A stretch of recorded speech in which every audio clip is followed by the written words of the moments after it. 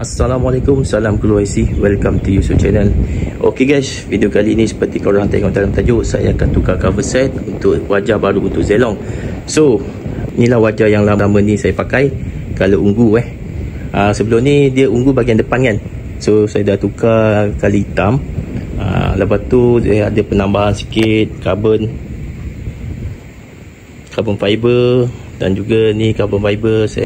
Okey, dan juga saya telah tukar satu benda dekat motor ni, iaitu pembegang exhaust, dan juga saya telah tukar juga bahagian ni pemegang rantai, Hypertech sweet arm pun dah tukar Hypertech. Okey, yang sporim ni kenapa color warna chrome kan. So sebelum ni ini pun saya tak buat video.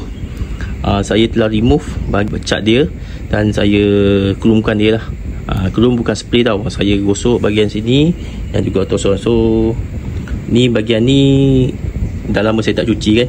Dia ada kesan-kesan pupuk hitam tu. Itu dah 2 minggu saya tak cuci motor ni. Macam ni keadaan dia. Dan juga saya telah ubah sikit bahagian kedudukan mono.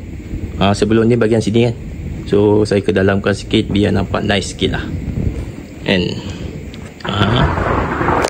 ni. Dan juga ni sini pun letak karbon, tapi ni tak berapa cantik lah. Tak berapa cantik. Ni ada silap sikit saya buat. Tapi tak apa kan. Nanti kalau ada masa saya akan repair balik lah bahagian pemegang belakang ni. Ok guys, kita akan tukar cover set untuk Zilong. Jom.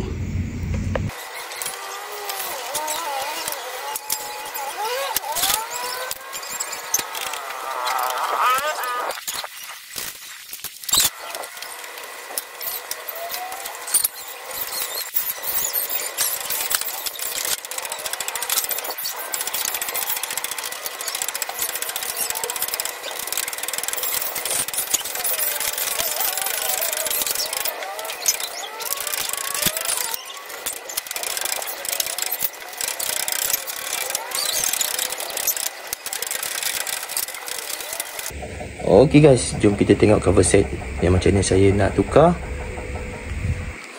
Tada, ni dah dia cover set dia. So yang ni saya lepas spray. Sorry tak buat video mengenai cara spray. So yang inilah cover set dia. Starter lah. So jom lah kita pasang cover set baru kita. Okay, kita start daripada belakang dulu. Daripada belakang.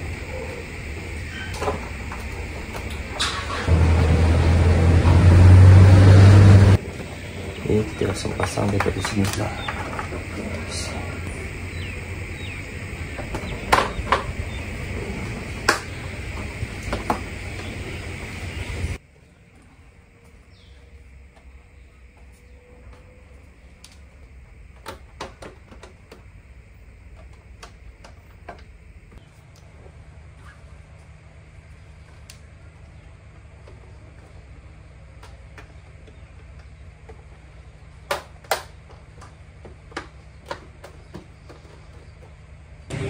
Okay, last kali.